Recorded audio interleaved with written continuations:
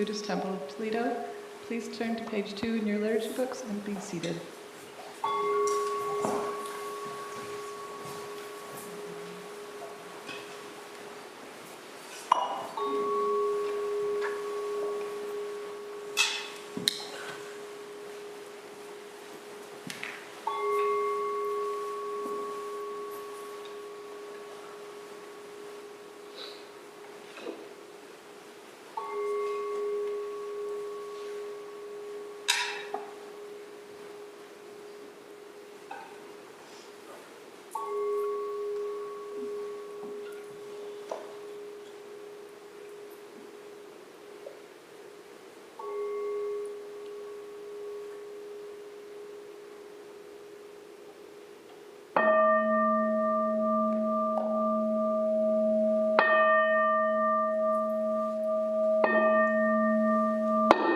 Gata of atonement,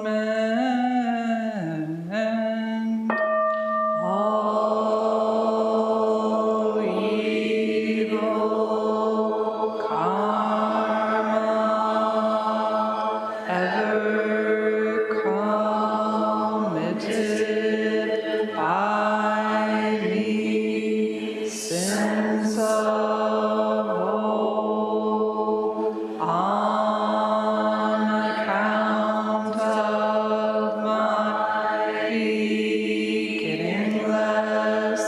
greed, anger, and ignorance, born of my body, mouth, and thought. Now I atone for it all evil karma ever committed by me, sins of old, on account of my beginningless greed, anger, and ignorance, born of my body, mouth, and thought. Now I atone for it all evil karma ever committed by me, sins of old, on account of my beginningless greed, anger, and ignorance, born of my body, mouth, and thought.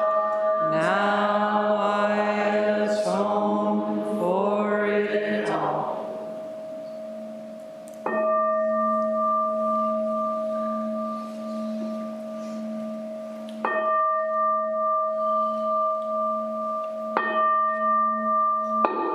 Nikaya 3 Refuges. Buddham Saranam Gacchami. Buddham Saranam Gacchami. Dhammam Saranam Gacchami. Dhammam Saranam Gacchami. Sangham Saranam Gacchami. Sangham Saranam Gacchami. I take refuge in Buddha. I take refuge in Buddha. I take refuge refuge in Dharma. I take refuge in Dharma. I take refuge in Sangha. I take refuge in Sangha.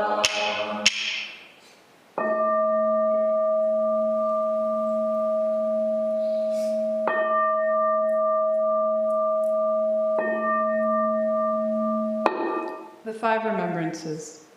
I am of the nature to grow old. There is no way to escape growing old. I am of the nature to have ill health. There is no way to escape having ill health. I am of the nature to die. There is no way to escape death. All that is dear to me and everyone I love are of the nature of change. There is no way to escape being separated from them. My deeds are my closest companions. I am the beneficiary of my deeds. My deeds are the ground on which I stand. I am of the nature to grow old. There is no way to escape growing old.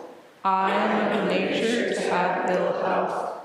There is no way to escape having ill health. I am of the nature to die. There is no way to escape death. All that is dear to me and everyone I love are of the nature of change. There is no way to escape being separated from them. My deeds are my closest companions. I am the beneficiary of my deeds. My deeds are the ground on which I stand. I am of the nature to grow old. There is no way to escape growing old. I am of the nature to have ill health. There is no way to escape having ill health. I am of the nature to die. There is no way to escape death. All that is dear to me and everyone I love are of the nature of change. There is no way to escape being separated from them. My deeds are my closest companions.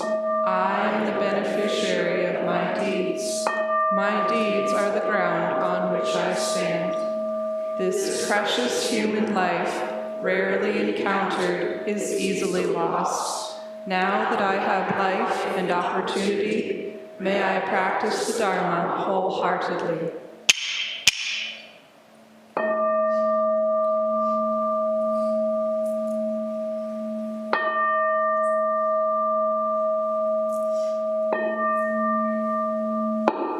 Mahayana Refuge. In my heart I take refuge in Buddha, Dharma, and Sangha. May I liberate suffering beings and bring them to great joy. May the compassionate spirit of love grow within me, that I may actualize the great way. In my heart I take refuge in Buddha, Dharma, and Sangha. May I liberate suffering beings and bring them to great joy. May the compassionate spirit of love grow within me, that I may actualize the great way. In my heart I take refuge in Buddha, Dharma, and Sangha. May I liberate suffering beings and bring them to great joy. May the compassionate spirit of love grow within me, that I may actualize the great way. Invocation of the lineage. I give thanks for the guidance of my teachers. For the lineage of teachers before them, I give thanks and offerings for their devoted practice of generosity, moral discipline, patience, joyful effort, concentration, wisdom, skillful means, unshakable vow, spiritual powers, and awakened awareness for my benefit. May their years of life be lengthened, may their vows be completely realized, and may I cultivate these perfections with their guidance. 7 practices of the Bodhisattva. I bow down in body, speech, and mind. I offer the best I have to give, both real and imagined, to fill the space between us. I regret and purify all transgressions. I rejoice in all virtues. I request you to remain until total enlightenment. I request wise and compassionate guidance. I dedicate my merit for the sake of all beings. Generating love and compassion. May all sentient beings be free from clinging and hatred. Being close to some and distant from others, how wonderful it would be. May this be accomplished. I will free them from clinging and hatred. Bless me to accomplish this. May all sentient beings enjoy happiness and the causes of happiness. How wonderful it would be. May this be accomplished. I will bring them happiness and the causes of happiness. Bless me to accomplish this. May all sentient beings be free from suffering and the causes of suffering. How wonderful it would be. May this be accomplished. I will free them from suffering and the causes of suffering. Bless me to accomplish this. May all sentient beings have the joy that has never known suffering. May they be free from clinging, hatred, jealousy, miserliness, doubt, pride, wrong view, ignorance, and dualistic thoughts. How wonderful it would be. May this be accomplished. I will bring them to this state. Bless me to accomplish this. Please stand for the Heart Sutra found on page 4 in your liturgy book.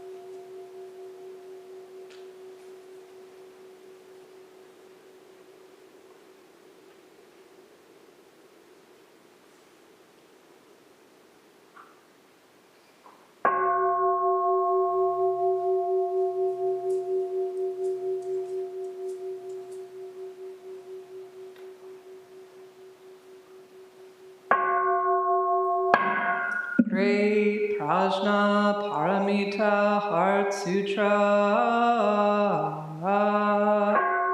Avalokiteshvara Bodhisattva practicing deep Prajna Paramita clearly saw that all 5 skandhas are empty, transforming all suffering and distress. Shariputra, form is no other than emptiness. Emptiness, no other than form. Form is exactly emptiness. Emptiness, exactly form. Sensation, perception, mental reaction, consciousness are also like this. Shariputra,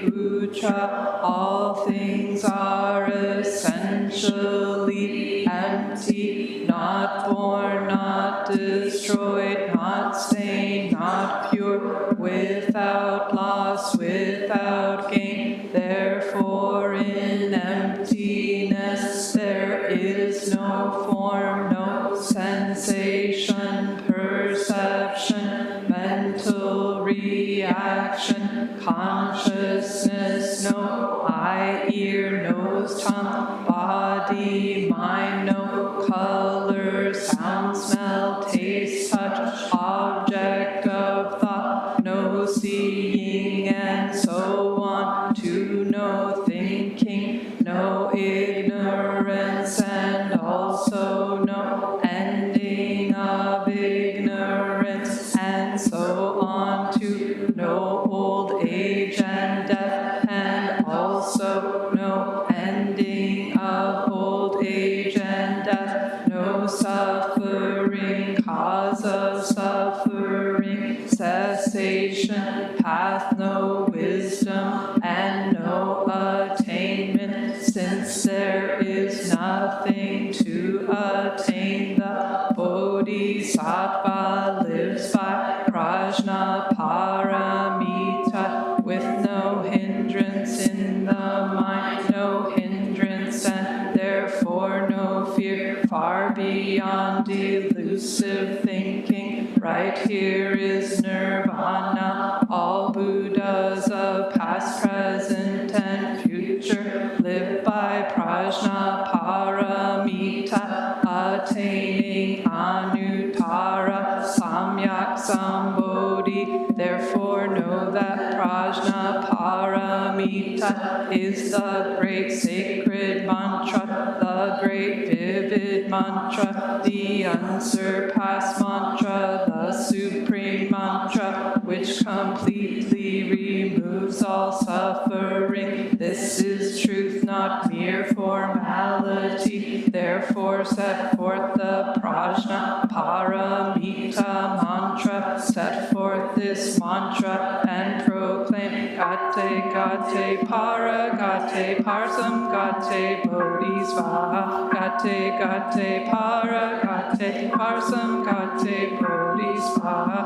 Gate Gate Para Gate Parsam Gate Bodhisvaha. Infinite realms of light and dark convey the Buddha mind. All it is and we ourselves come forth in perfect harmony. We offer this sincere and devoted practice for the many beings of the 6 worlds, and dedicated in grateful thanks to the strength and sound practice of the Great Heartland Sangha and its teachers. May our virtuous actions be clear from all interferences, and may our vows be fully realized. We especially dedicate these merits to all those suffering from cruelty, calamity, injustice, and war, to Chuck, Diane, Pujo, Shindo, Zenzan, Trudy, Katrina, Mike, Ava, Cindy and her family, Soke, Roger, Debbie. May they have peace, healing, and wellness. And to Hindrajab, Ken, Alan, Chris, Herb, and Ellie at the time of their death. We offer to those whose names we hold in the silence of our hearts, as well as those names who we now voice aloud.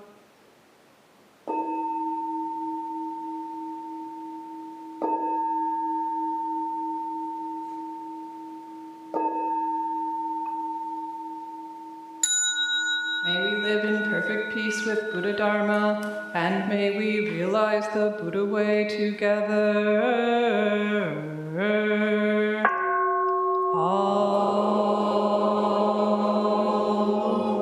Buddhas throughout space and time, all honored ones, Bodhisattvas,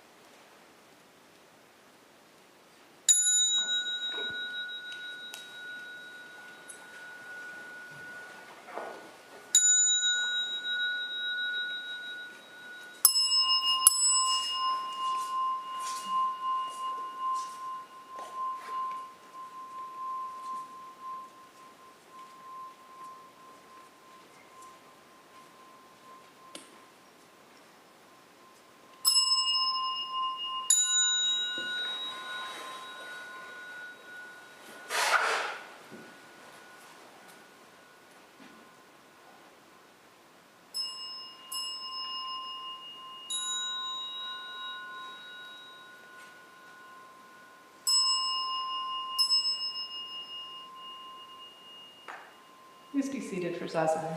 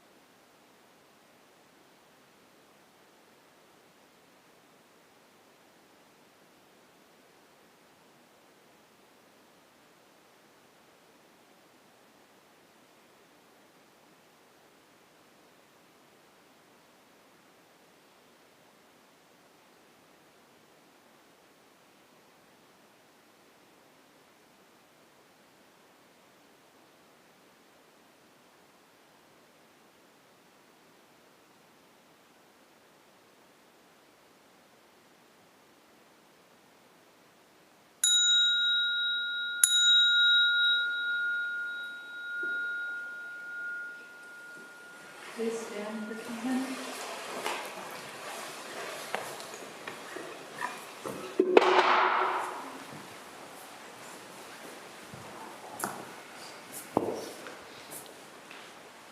At the sound of the clappers, the first and third rows will turn to your right, the second and fourth rows to your left. When they sound again, we'll start a slow walking pace, 1 step per breath. When they sound again, we'll take on a brisk walking pace.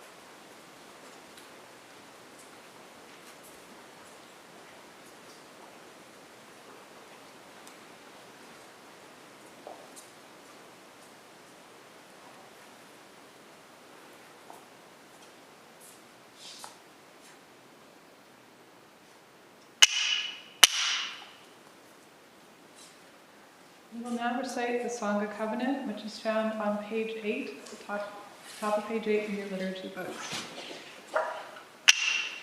We, the Daishin Kokuji Sangha, with respect for the worth and dignity of each person, with wonder at the wisdom and compassion we seek to cultivate by practice, and with deep gratitude for the teachers of this lineage and our connection to one another, covenant to support each other by upholding the precepts of doing no harm, practicing good, and actualizing good for others. Please sit comfortably so that you can face the teachers. We will be reciting the Gatha on opening the sutra, which is also found on page 8.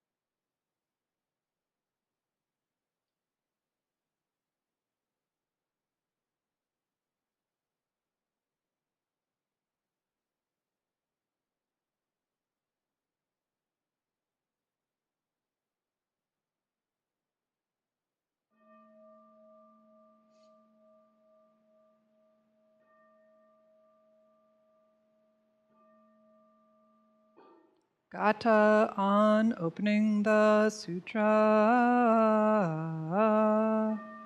The Dharma incomparably profound and infinitely subtle is rarely encountered even in millions of ages. Now we see it, hear it, receive and maintain it. May we completely realize the Tathagata's true meaning.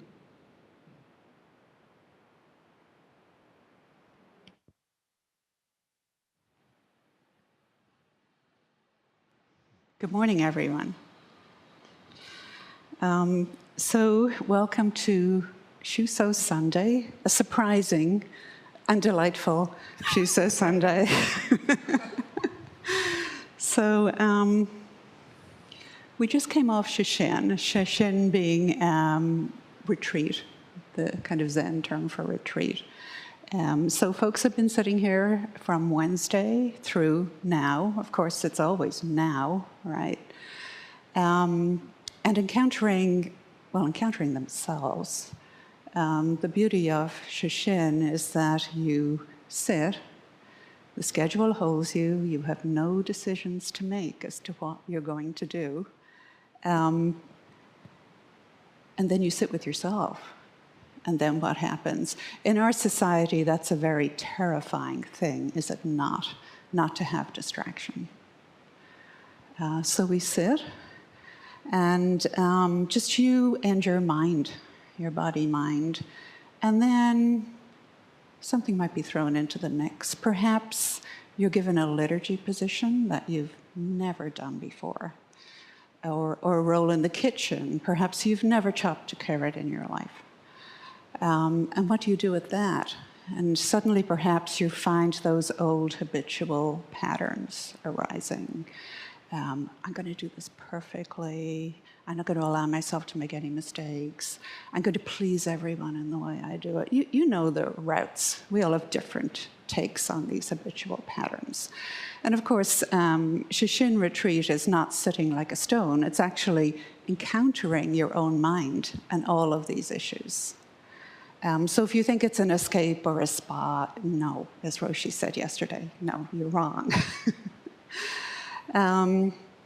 So obviously, all of the barriers you encounter at Shishin are already there. And what do you do with that? What do you do with your monkey mind? You did not anticipate your mind was going to be monkeying around for an entire day and a half of Shishin, right? You thought, I'm just going to ease into the space, and it's just going to be beautiful and flowing. And hello, it's the same monkey mind that you encounter all the time, right?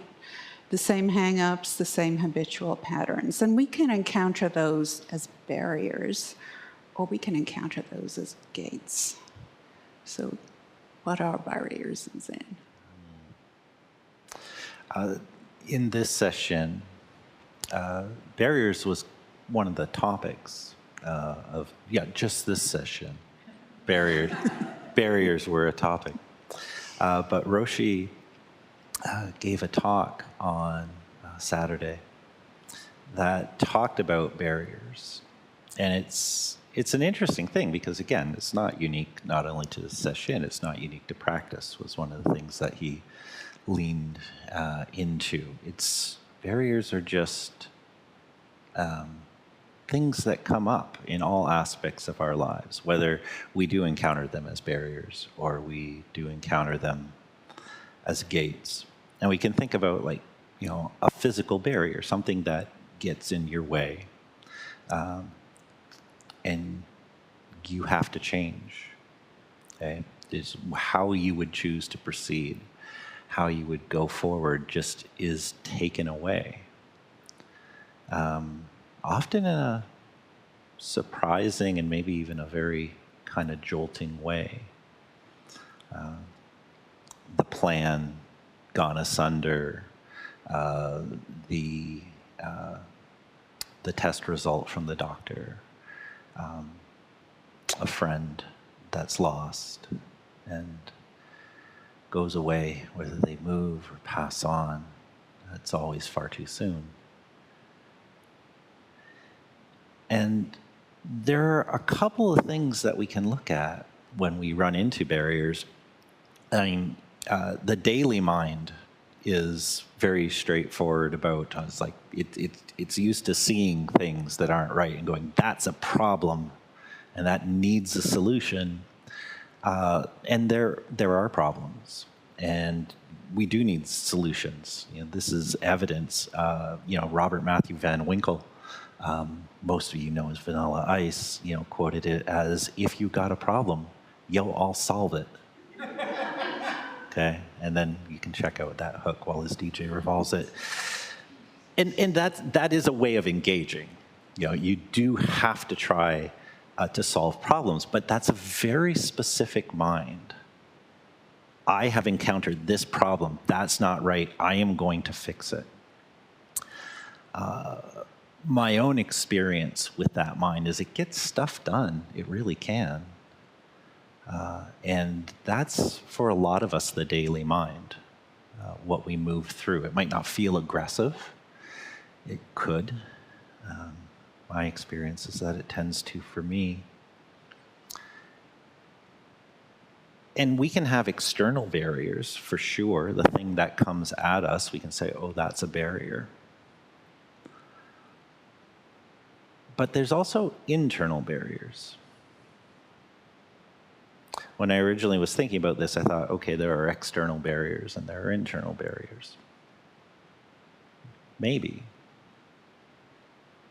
There are definitely internal barriers. When we encounter something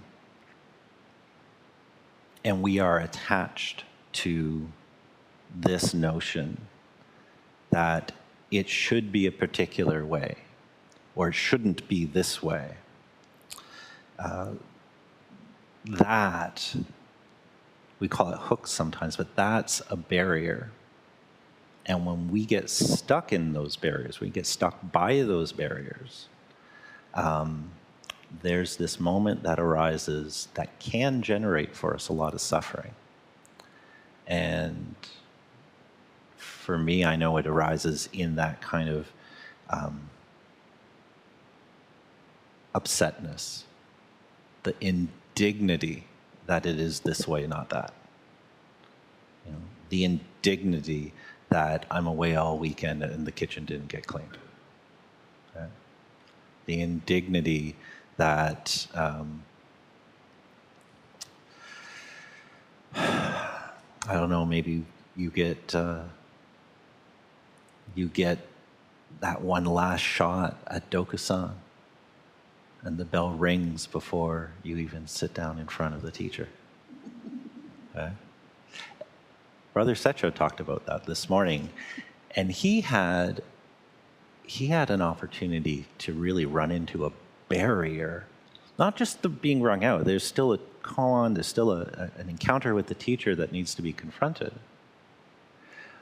But there was this moment that happens when the thing arises and you encounter it. Kind of your response to what arises, or worse, your reaction to what arises. And this is where a barrier can be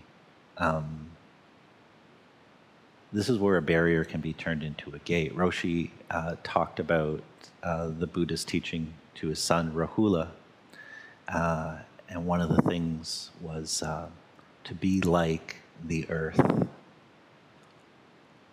The earth receives everything with no indignity, with no blemish. And it's not over when the earth receives that body. Last spring, the bird that during morning practice hit the window. And that was that. I took the bird and its body out into the woods and found a place to leave it. Dedicated the merits of its life and made vows, and that earth took it and it worked with it.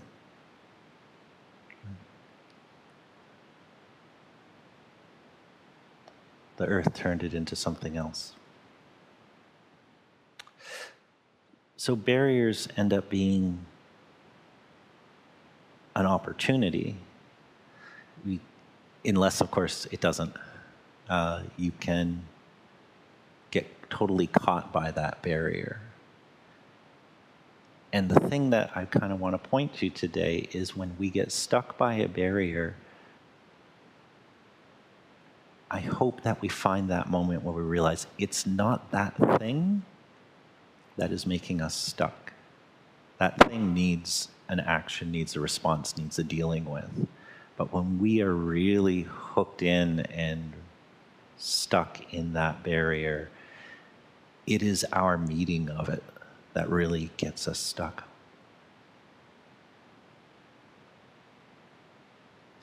And where do we encounter these barriers?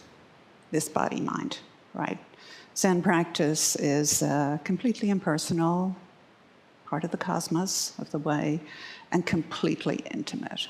You are experiencing this in your body-mind.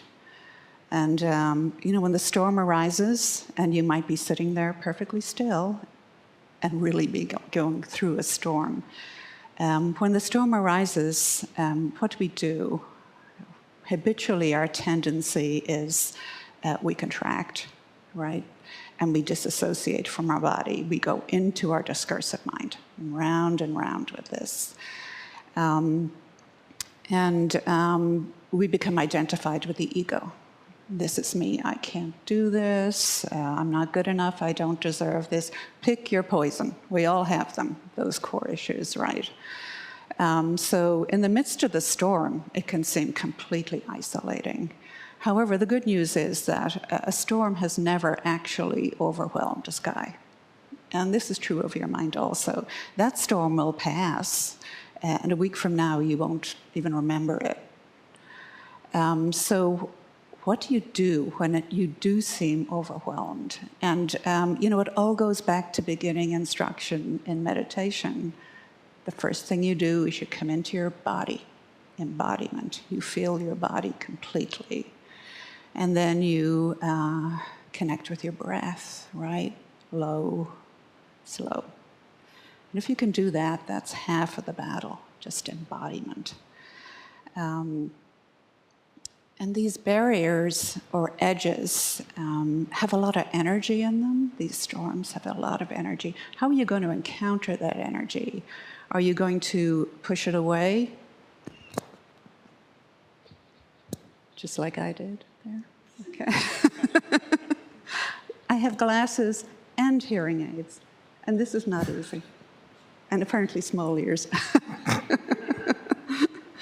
But such it is. This is the way it is.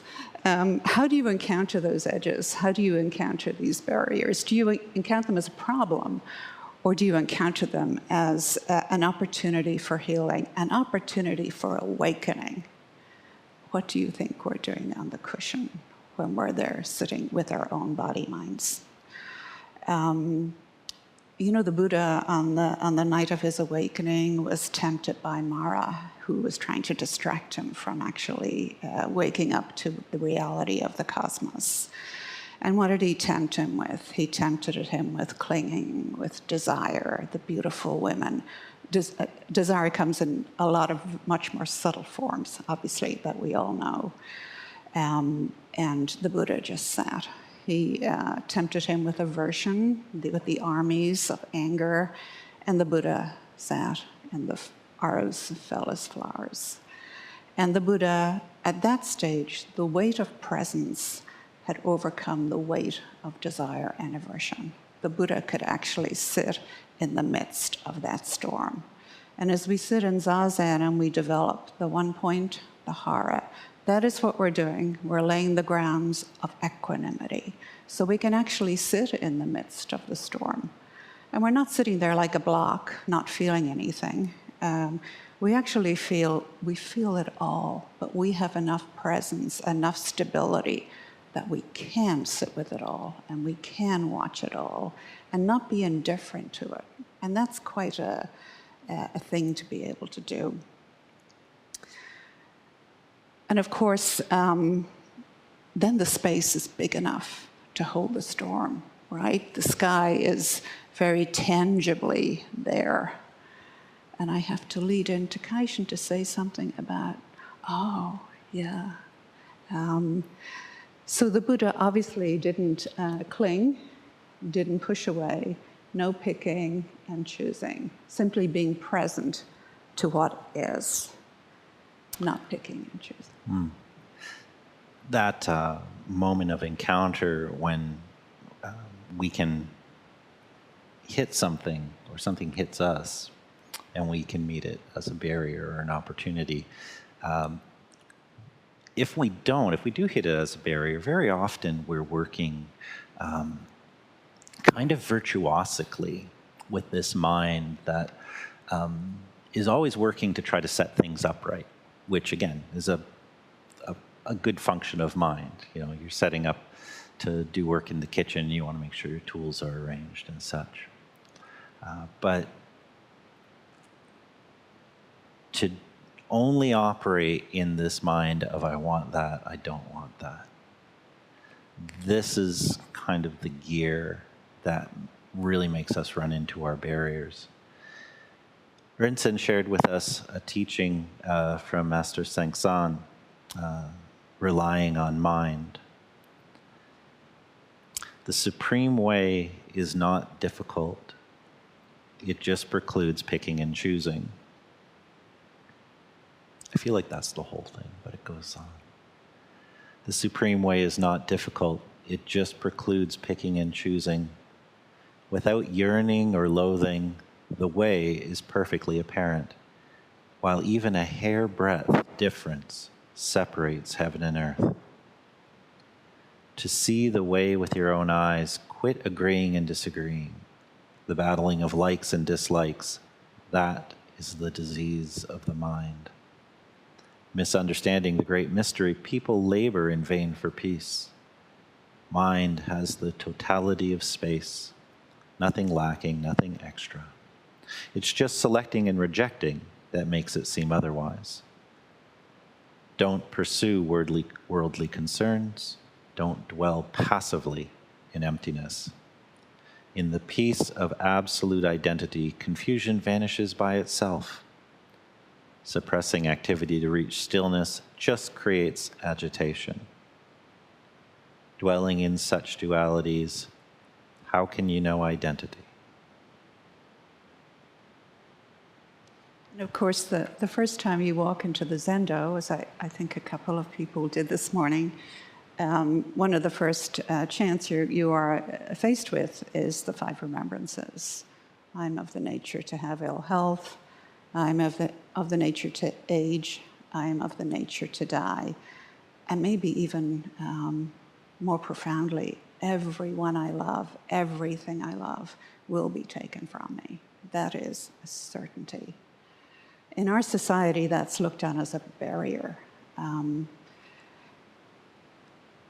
When we do outreach, when we go out with a multi-faith community, when we talk about this, and particularly the 5 remembrances, it's like there's a sigh of relief in the room, that we actually are creating enough space that we can talk about death. We can talk about loss. It's not something we're covering over. And we do that a lot in Zen. In a couple of weeks, we'll have our death and dying workshop. I can't think of any other place that has a death and dying workshop. Unless they're selling you funeral products, then they probably do. And honestly, it's one of the most well-attended and popular workshops we do. We frequently get asked, when is that? When is that going to happen again? How do I plan for my death? How do I plan for the grief of my family? Maybe a family that's not on board with my Buddhist practice. All of these difficult questions that we tend to hide from. So the invitation is to encounter all of these things with open mind. Encounter them as gates, as opportunities to grow and awaken, not to shut down, not to be aversive towards. And of course, in Zen, what are we learning but this deep trust and alignment with the cosmos? What are we doing? We're just getting to know ourselves intimately. We're learning how to trust ourselves, to trust our own experience, not dogma, not the reading. The instruction is, hear the reading and then test it in your own experience. And that is the only way you can actually come to awakening. There's a koan in the Blue Cliff Record. A monk asked Master Tozan, when cold and heat come, how can we avoid them? Tozan said, why don't you go to the place where there is no cold or heat? The monk said, what is the place where there is no cold or heat? Tozan said, when it is cold, the cold kills you. When it is hot, the heat kills you. How do you totally engage your life? I don't like the cold. He's looking at me. I'm always griping about the cold in the Zendo. That one in particular, it's like this is a barrier that just comes up. These barriers, these opportunities, they come up relentlessly. I know last winter we had burst pipes burst pipes on Christmas Eve. So the plumber came Christmas Day, and while he was there fixing one, another one burst. And this winter, as the cold snap came, was it January, practicing fear, seeing my own fear, sometimes well, sometimes poorly, was like a daily thing. And there were just some beautiful moments where we're just going about doing what needs to be done, and then you'd snap awake in the middle of the night, and I could feel sometimes my own encounter with that, reaching out, and like you were saying, getting very contractive. And again, it's pushing away, not wanting to be back in that place, not wanting to have to tear out the drywall and get up and do chores at 3 a.m.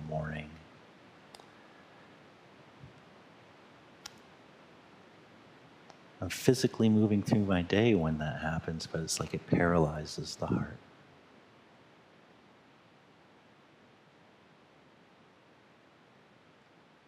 So the Great Way is not difficult. It simply involves not picking and choosing.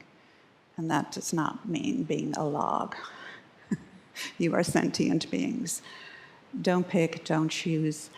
And the irony is the freedom is right in there in totally engaging all of your experience, wherever it is on the spectrum. I know the many therapists that we have in the Sangha will tell you if you cut off sorrow and sadness, you also limit the spectrum on joy. And that's what we're doing with our life when we pick and choose. We are limiting our experience. So in our practice, we create enough space where you can be safe. And you will feel all the feelings, and they're not always going to be comfortable. And they shouldn't be comfortable. How boring would that be, right? So these gateless gates are the invitation of the cosmos to wake up. May we all wake up? Maybe so. Maybe so.